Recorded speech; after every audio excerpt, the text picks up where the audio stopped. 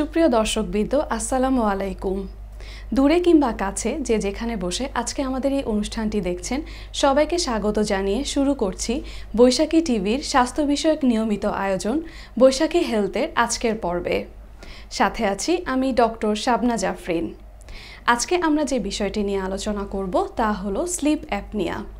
এই বিষয়টি নিয়ে আলোচনা করার জন্য আজকে আমাদের মাঝে উপস্থিত আছেন মেডিসিন ও বক্ষব্যাধি বিশেষজ্ঞ ডক্টর শামীম আহমেদ, সহযোগী অধ্যাপক, বঙ্গবন্ধু শেখ মুজিব মেডিকেল বিশ্ববিদ্যালয়।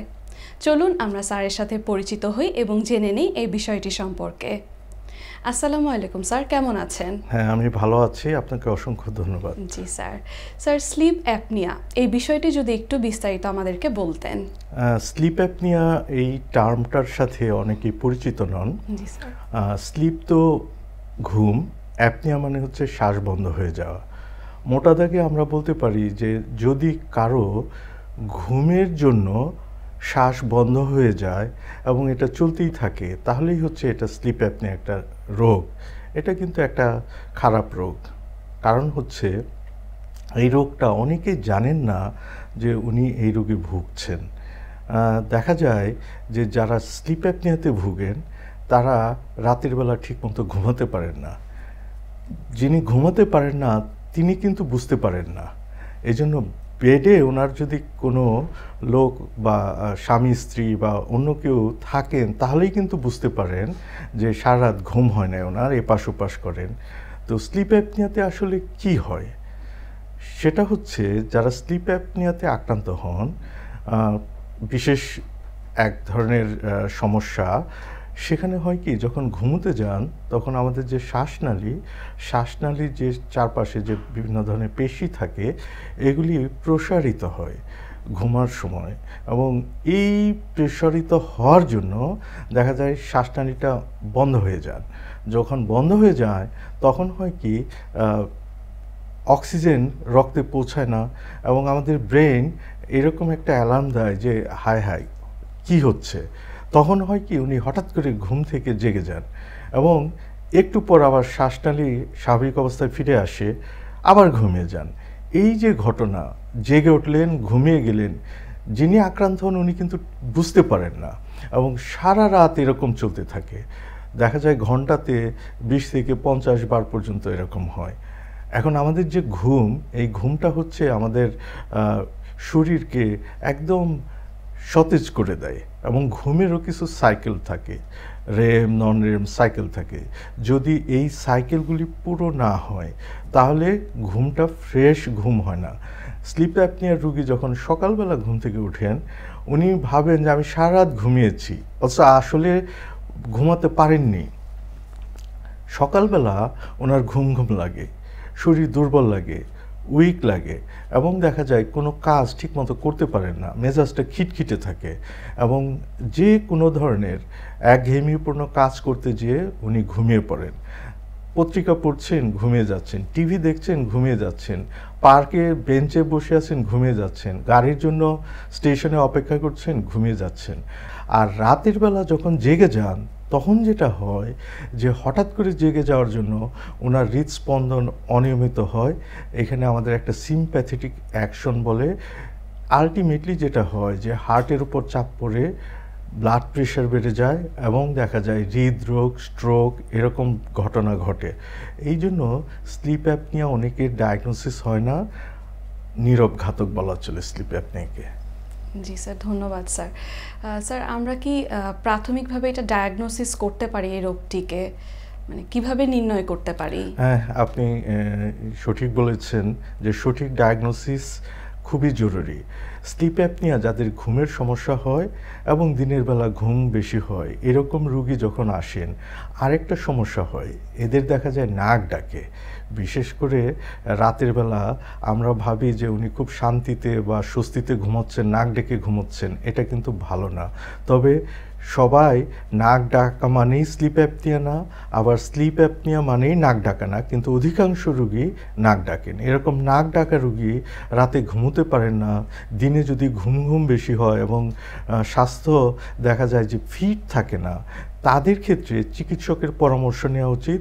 এবং চিকিৎসক কিছু ক্লিনিক্যাল আমরা এক্সামিনেশন বলি, কিছু কিছু ক্ষেত্রে এই স্লিপ অ্যাপনিয়া বেশি হয়, যেমন ডায়াবেটিস, তারপরে যদি স্থূলতা বেশি থাকে, তারপরে যদি হাইপোথাইরয়েড রোগ থাকে, অ্যাক্রোমেগালি রোগ থাকে, বাচ্চাদের ক্ষেত্রে দেখা যায় যে টনসিলের ওখানে অ্যাডেনয়েড টনসিল, এসবেও কিন্তু স্লিপ অ্যাপনিয়া হতে পারে। সুতরাং এবং জন্মগত ত্রুটি যদি থাকে, এগুলি উনি চিকিৎসক দেখবেন পরীক্ষা নিরীক্ষা করে ক্লিনিক্যালি। এবং শেষ সেটা হচ্ছে এক ধরনের টেস্ট আছে, ঘুমের টেস্ট, এটাকে আমরা বলি পলিসomnography। এই পলিসomnographyর মাধ্যমে আমরা এটা ডায়াগনোসিস করি। স্যার, আমরা তো ডায়াগনোসিস করলাম, কিন্তু এর কোনো চিকিৎসা আছে, মানে ট্রিটমেন্টটা কি হতে পারে? হ্যাঁ, এটা চিকিৎসা আছে। প্রথম কথা হচ্ছে যার পলিসomnography করে ডায়াগনোসিস হলো স্লিপ অ্যাপনিয়া, তার কোনো ফ্যাক্টর আছে কিনা যেটা আমরা চিকিৎসা করতে পারি, কমাতে পারে। যেমন যদি ওজন বেশি থাকে, ওজন কমাতে হবে। ধূমপান যদি করেন, ধূমপান বন্ধ করতে হবে। অনেকে অ্যালকোহল খান, তারপরে হচ্ছে ট্রাঙ্কুলাইজার, এগুলি ব্যবহার করা যাবে না। আর কিছু কিছু ফ্যাক্টর যেমন হাইপোথাইরয়েডিজম যদি থাকে, তাহলে ওটার চিকিৎসা করতে হবে। অ্যাক্রোমেগালি, এটার চিকিৎসা করা যায়। কারো কারো ক্ষেত্রে দেখা যায় যে জন্মগত কোনো সমস্যা থাকে, যেমন ম্যান্ডিবলটা একটু পিছনের দিকে চিনটা থাকে, এগুলি। অর্থাৎ কিছু কিছু ফ্যাক্টরগুলি আমাদেরকে মডিফাই করতে হবে, লাইফস্টাইলকে মডিফাই করতে হবে। আর এটার স্থায়ী একটা চিকিৎসা আছে, যেটা সিপ্যাপ, এক ধরনের মেশিন। অর্থাৎ রাতের বেলা ঘুমানোর সময় মাস্ক বা পিলো, এটা দিয়ে একটা মেশিনের সাহায্যে আমরা বাতাস নেই, অক্সিজেন নেই, এতে করে দেখা যায় ঘুম ভালো হয়, রাতে ঘুম আর নষ্ট হয় না, বন্ধ হয় না। এই CPAP machine, continuous positive airway pressure machine, এটা আমাদের দেশে পাওয়া যায়। এবং যারা এই সিপ্যাপ মেশিন ব্যবহার করেন, আমরা পেশেন্টকে দেখেছি প্রথম রাতে ঘুমানোর পর দ্বিতীয় দিনে বলে যে অনেক দিন পর মনে হয় শান্তিতে ঘুমোতে পারলাম। তো আমাদের দেশে এটার এই মেশিন আছে সিপ্যাপ। এছাড়া অন্যান্য ডিভাইস আছে, যেমন ওরাল কিছু ডিভাইস আছে, ঘুমানোর সময় এগুলি ব্যবহার করতে হয়, অ্যাপ্লায়েন্সেস। আর সবশেষ কিছু সার্জারি আছে। দেখা যায় যে এই স্পেশাল কিছু সেন্টারে সার্জারি হয়, যে মাসল টিস্যু বা যেগুলি অবস্ট্রাকশন করে সেগুলি একটু কেটে ফেলে দিয়ে এই সার্জারি করা যায়। এবং যদি জন্মগত কোনো ত্রুটি থাকে সেটাও ঠিক করা, এই ধরনের কাজ আমাদের দেশে হয়। এবং কিছু কিছু সার্জারি উন্নত বিশ্বে হয়, কিন্তু এই স্লিপ অ্যাপনিয়ার চিকিৎসা আমাদের দেশে পর্যাপ্ত, এবং আমরা এখানে অলমোস্ট 90% চিকিৎসা আমাদের দেশে হয়। ধন্যবাদ স্যার আপনাকে।